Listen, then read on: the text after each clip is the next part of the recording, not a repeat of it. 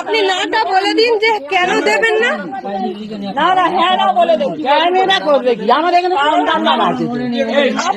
আপনি না বলে দিন, না বলে দিন।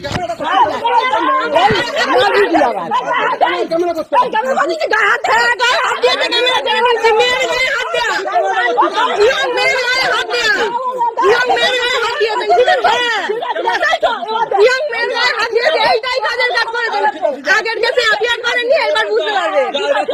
হ্যাঁ আচ্ছা ঠিক আছে, আপনার সাথে আমার কথা।